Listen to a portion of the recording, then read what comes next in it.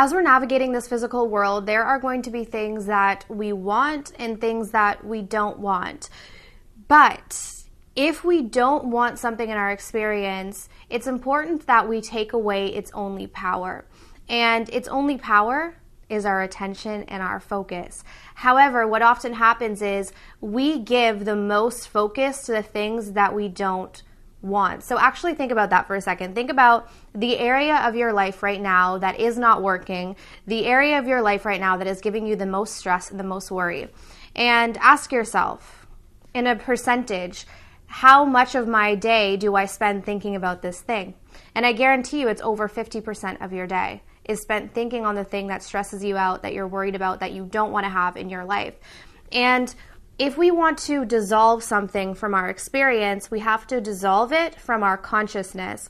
And so the more that we give our focus and our attention to the things that we don't want, the more we keep it in our experience. Now, this doesn't mean that we go into some sort of avoidant energy or completely ignore, disregard something that is right in front of us.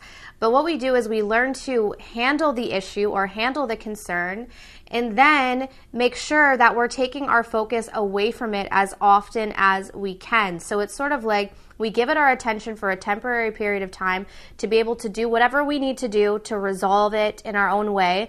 And then we have to focus less on what's actually happening in the physical world and go within and focus more on what's happening within ourselves. What I do personally is when things are really going well in my life, there's certain areas that are going well, I give them more focus. I give them more attention. I actually milk those experiences because whatever I want to see more of, I want to give more of my attention to. And then when I have, because this is inevitable, when I have times in my life that things are not going my way, what I do is I start to withdraw from the physical and I focus more on the internal.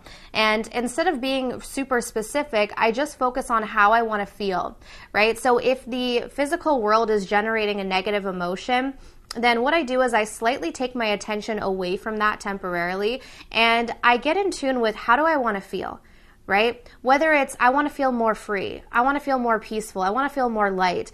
And I focus on cultivating that sensation and that feeling within. And oftentimes it means that I have to take my attention away from the physical world for a little while in order for that state of consciousness to then be projected into my physical experience.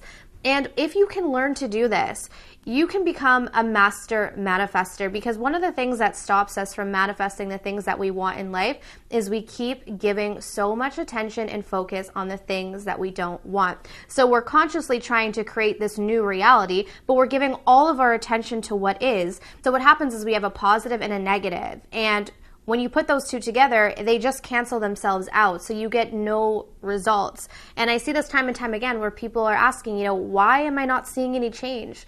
I'm doing all these practices, I'm shifting and altering my subconscious mind, but I'm not seeing results. And if that's the case for you, because this was the case for me as well, and it was something that I didn't understand, why is it that I'm doing this reprogramming but I'm not seeing the shift? And so what allowed me to have the breakthrough was this realization that we can't hold on to what is and create the new.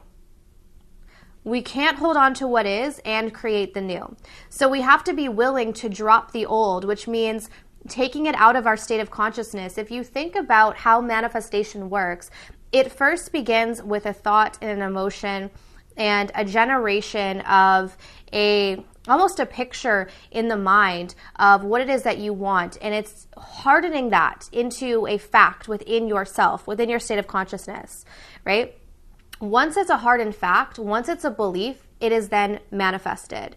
But that belief can't harden into fact if we keep focusing on the opposite of what is in our physical environment. Now, the reason why this work is difficult is because what we see in our physical environment is a lot easier to believe. For instance, if I'm sitting here and I'm $100,000 in debt, it's a lot easier for my mind to believe in the debt than it is to believe in my prosperity, right?